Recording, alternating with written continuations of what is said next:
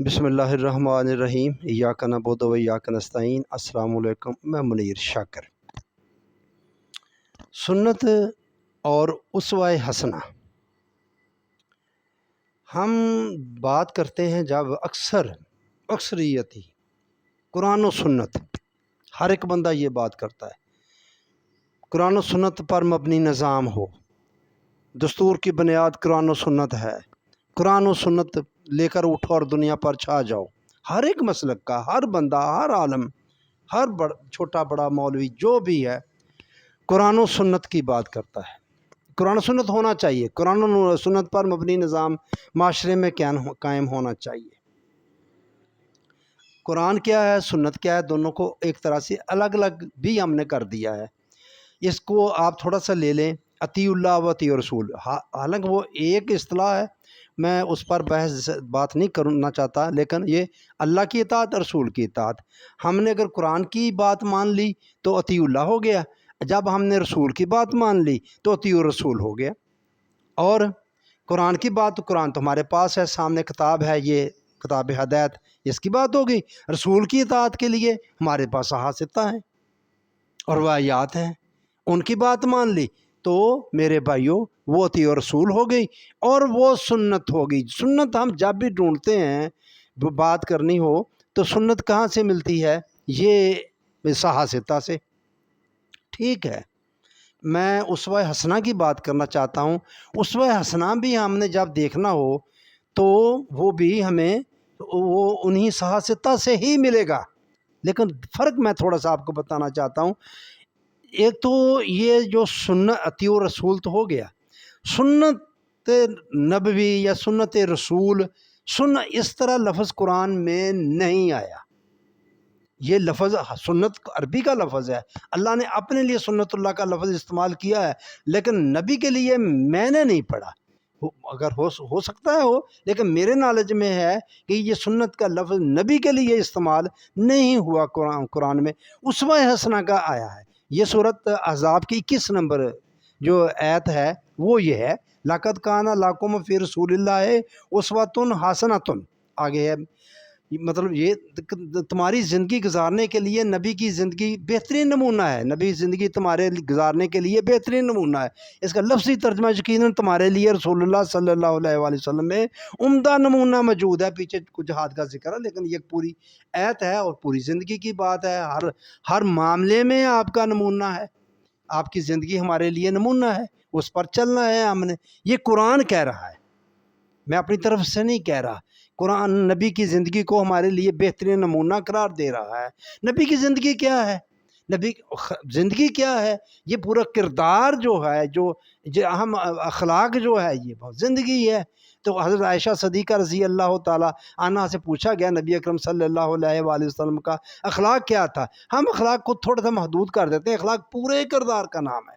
تو حضرت عائشہ صدیقہ رضی اللہ تعالیٰ عنہا نے یہی فرمایا تھا، کیا تم قرآن کو نہیں دیکھا؟ مفہوم عرض کر رہا ہوں کہ قرآن آپ کا اخلاق ہے، آپ کا کردار ہے، اس کے باہر چیز ہی نہیں، ہو ہی نہیں سکتی، ممکن ہی نہیں کہ اس کے علاوہ ہو۔ اب آپ دیکھیں سنت اور اسوہ حسنہ، میں جس کے لیے میں عرض کرنا چاہتا ہوں، اب یہ میں زکوٰۃ کے معاملے سے میں بات لینا چاہتا ہوں، وہ روایت لینا چاہتا ہوں۔ آپ دیکھیں سنت سے ہمیں مل جاتا ہے کہ آپ دولت کے شرعی واجبات ادا کریں اور باقی مال کو جمع کر لیں، اور باقی مال آپ اپنی مرضی سے خرچ کر لیں، یہ آپ کو سنت یعنی کہ وہ صحابہ سے مل جاتا ہے۔ مگر یہ بات ہمیں اسوہ حسنہ سے نہیں ملتی۔ عملی طور پر اسوہ حسنہ ایک طرح سے عملی طور پر آپ کی زندگی سے یہ بات نہیں ملتی۔ نبی نے ایسا نہیں کیا، نہ نبی نے زکوٰۃ دی، نہ آپ نے دولت کی یعنی کہ پھر دولت کے شرعی واجبات نہیں دیے۔ آپ کے پاس دولت کیوں نہیں آئی؟ جو جب غزوات ہوتے تھے تو مجاہدین جو مال غنیمت آتا تھا آپ کے حصہ میں نہیں آتا تھا؟ آتا تھا، بالکل آتا تھا۔ باقی صحابہ کو اگر جاتا تو پھر آپ کو کچھ جاتا ہوگا، کیوں نہیں جاتا؟ اگر نہیں جاتا، جاتا تھا۔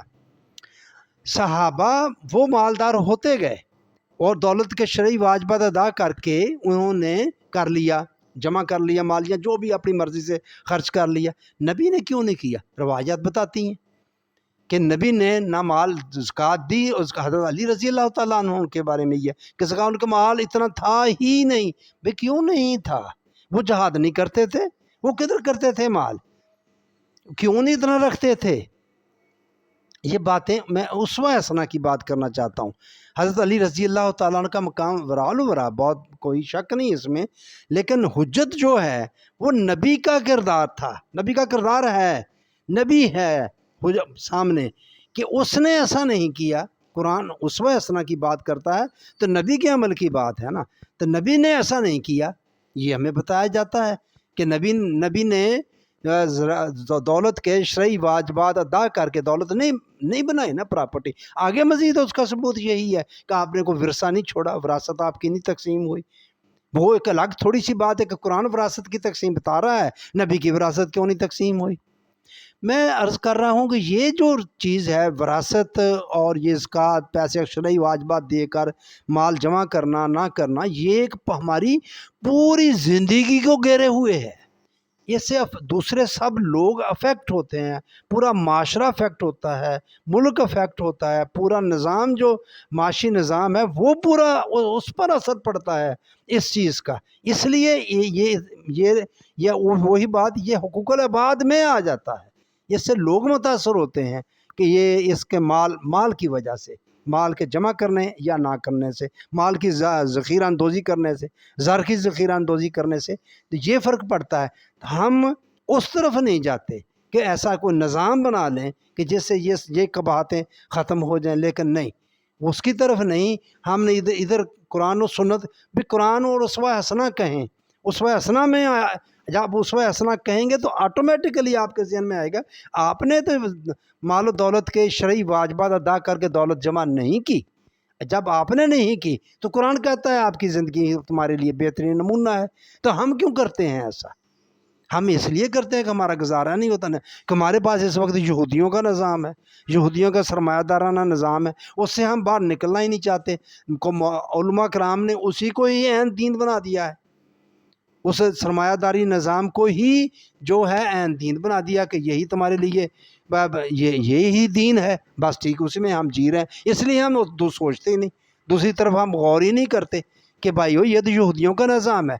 तो ये फ़र्क थोड़ा सा बताना चाहता था। जब कुरान और सुन्नत की बात करते हैं तो ज़हन किधर चला जाता है, जब कुरान और उसवा हसना की बात करेंगे तो फिर इस मामले में है ये एक साइड वाला मामला। पर्टिकुलर में ज़कात की बात, और ज़कात से आगे देखें पूरे माल की बात है, रिज़्क़ की बात है, और हमारी सारी ज़िंदगी ही उस पर मुनहसर है, माल पर मुनहसर है। वो नहीं है तो कुछ भी नहीं है। किस तरह हम ज़िंदा रहें और किस तरह ज़िंदगी गुजारें? इज़्ज़त और ज़िल्लत का मेयार ही अब ये माल व दौलत है, ये पैसा है। तो मैं पता नहीं अपनी बात आप लोगों को समझा सका हूँ या नहीं समझा सका। आप देखें जब सुन्नत की बात करेंगे तो आपको ऐन दीन सहा सित्ता में से आपको चीज़ मिल जाएगी कि ठीक है जी ये सुन्नत है, सुन्नत पर अमल हो रहा है।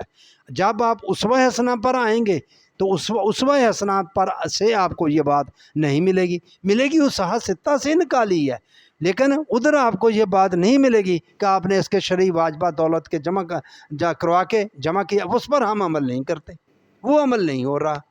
तो मैं बस ये बात आपको बताना चाहता था, कहना चाहता था। आपने मेरी बात सुनी, आपकी मेहरबानी। बात बड़ी बारीक सी है, लेकिन उसवा हसना हमारे लिए बेहतरीन नमूना है, और लेकिन हम उस पर अमल बिल्कुल इस मामले में बिल्कुल अमल नहीं कर रहे। हम और बहुत सारी चीज़ों में पड़ गए हैं। कपड़े हों जी सफ़ेद होने चाहिए, दाढ़ी इतनी मोटी होनी चाहिए, इस तरह के बाल रखे हुए थे, सुरमा लगाते थे नहीं लगाते थे, खुशबू लगा ली, मसवाक कर लीजिए सुबह शाम, अच्छी बातें हैं करें सब कुछ, लेकिन भाइयों जो असल चीज़ है जो हुकूकुल इबाद में आती है, जैसे लोग मुतासर होते हैं, माशरा मुतासर होता है, मुल्क मुतासर होते हैं, निज़ाम है एक, उसकी तरफ सोचते ही नहीं है। वो आपको उसवा हसना से पता चलेगा। इस एक बात को देख लें कि आपने पैसे जमा नहीं किए, क्यों नहीं किए भाई? आपका अमल जो है वो उसको लोगों ने तकलीद नहीं करनी। आपने सिर्फ इतना ही कहा कि मैं शहद आइंदा नहीं पीऊँगा, आ गई वही उसी वक्त कि ये नबी आपने क्यों कहा। लोग इसकी तकलीद करेंगे, लोगों भी छोड़ देंगे। शायद लोग ऐसा ना हो, खदशा ایسا نہ ہو کہیں لوگ اس کو حرام سمجھ کر اس کو پینا چھوڑ دیں، کھانا چھوڑ دیں۔ آپ نے یہ کہا، اتنی سی بات تھی، پرائیویٹ سی بات تھی، لیکن یہ تو یہ اس بات کو دیکھیں آپ، یہ کتنی بڑی بات ہے۔ کیا نبی نے اپنی مرضی سے یہ کر لیا، خواہش نفس سے ایسا کر لیا؟ نہیں میرے بھائیو، یہ بات سمجھنے والی ہے، یہ نظام کی بات ہے۔